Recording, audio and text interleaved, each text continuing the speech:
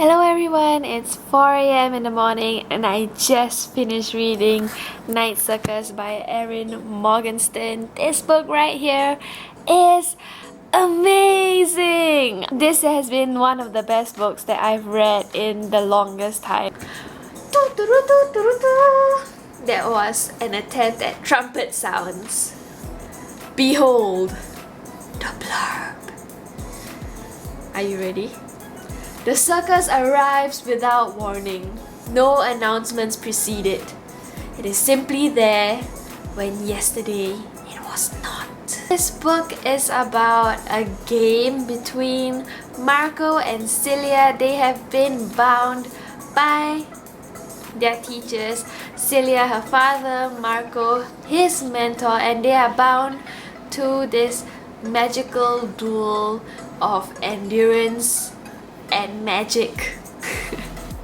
Magical duel of magic, wow. The venue for this duel is the circus itself, and they're not told the rules of the game.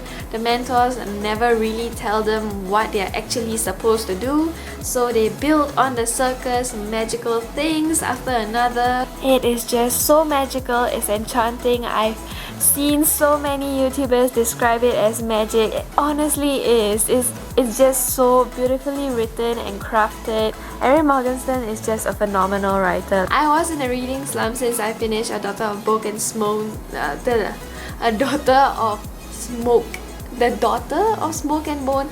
I honestly I can't say it right now, but yeah, I've been in reading slump for 2 to 3 weeks, and then I decided to pick this book up because I've heard just so many amazing reviews on it, and I didn't want to have to carry it back to the UK when I had already carried it from the UK back home for me to read this summer. So yeah, anyways, the moment I read the first page, I knew that I was gonna love this book. It has a really whimsical writing style. It's very unique. I've never read anything like this. Honestly, it is fantastic.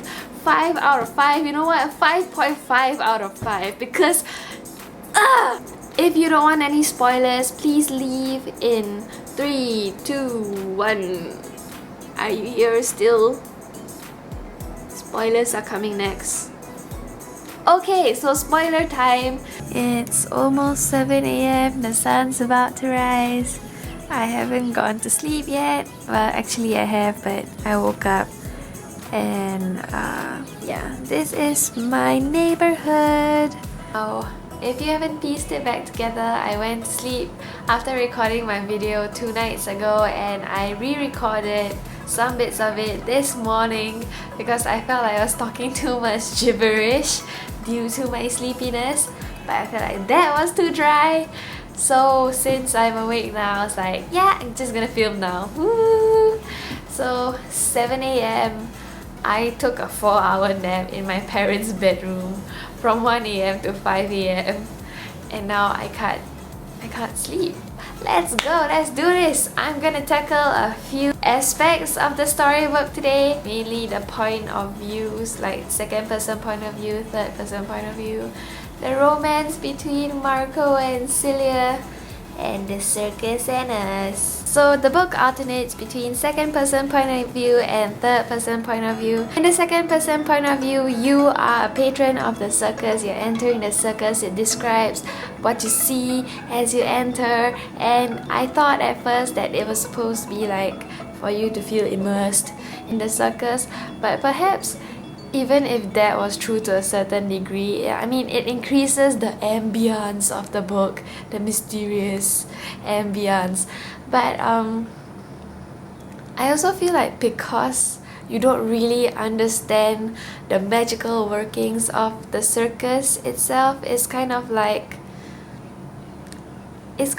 to reiterate that you are an outsider and you will never really truly understand the magical workings of the circus, like the technicalities of how everything works. I mean, you know that it's magical, you just don't know how and why. And I thought that Harry Tyson is also a manifestation of us as readers, because he goes to the circus so often and yet he still does not know how the magic works. And you know what? He doesn't care to know, because that would just take away from the mysteriousness of the circus. The theme of the book was actually really dark. I mean, think about it. It's a competition to the death between two people. I mean, yeah, you don't really feel the competition as much because they don't know the rules of the competition and they're just going on their whim and fancy. However, it is a competition and it is supposed to tire them out until they die. So, yes, dark. You see Chandrish lose his mind and you see how it affects Tara. She thinks it's weird seeing the same face day to day for years. And actually, I really like the part where she was looking at the grey man and the invisible man fight and then she didn't see the train, and I liked how that chapter ended on that note. Like, did she really go in front of the train? I wasn't very sure, but I liked how mysteriously that chapter ended. I feel like Tara Burgess dying at the brink of understanding is to show us that you're not supposed to find out how the magic works. It's like, if I tell you, I'd have to kill you kind of thing, because the grey man did make Tara step out. The train hit her, she died, and so don't try to understand the magic. Bad things will happen. However, I didn't really feel the darkness as much when I was reading the book because I always felt like that was overshadowed by the vibrancy of the circus, and of course because we are following so many different perspectives, Bailey was a rather happier perspective. So yeah, I felt like it was very balanced. It's not too somber and melancholy. All the tents that Popper and Bailey go to together seems so fun. Cloud plays like woo, woo, woo. When Marco met Isabel, I thought Isabel was Celia because like Celia had a bit with the grey man about how names don't really matter. And when Isabel introduced herself to Marco, he had this feeling that she was giving him a fake name. So I was like, this has got to be Celia. Oh my god, maybe they don't know that they are each other's opponent. They're gonna fall in love and then they'll find out and then there'll be heartbreak. That still happened, but just later on in the book, not with Isabel. It was quite sad when Isabel was turned down by Marco because she just loved him so much and it seemed like he was making use of her. But I guess because his love with Celia is just so overwhelming, it just eclipses everything in his history with Isabel. Marco and Celia. It may seem a lot like Insta love, I think, because of the rings that they were given to bind each other to the competition. They have this instant attraction and pull towards each other. And given the fact that Susiko and her competition was in love as well, so clearly the rings bind them in a way that's unexplainable. However, I would not say that it was completely insta love, because if you think about it, the magic that they wield is very much an integral part of their personality, and therefore every time he builds an exhibition and she adds on to it, it's actually like a physical manifestation of their personalities, and therefore they got to know each other by the magic that they were using. I guess like we couldn't really see the progress of their love so much because the book skips years in between their chapters, so yeah, we didn't see everything that was happening between them. So yeah, it was not very like in-your-face romance, it was more like hidden romance.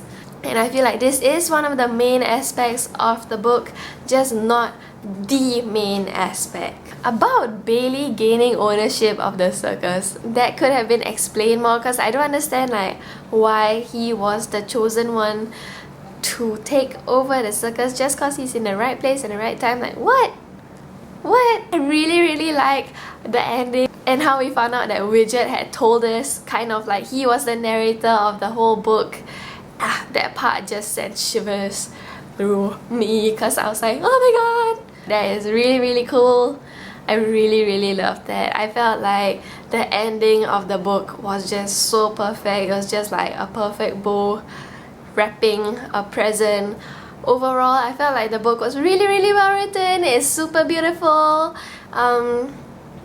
Yeah. Anyways, tell me what you thought of the book, and all the different characters in the book, because obviously I don't really go into detail about them. I haven't given much thought apart from her, Tyson, Margot, and Celia. But yeah, tell me what you think of Bailey and Poppet. So thank you for watching. Bye!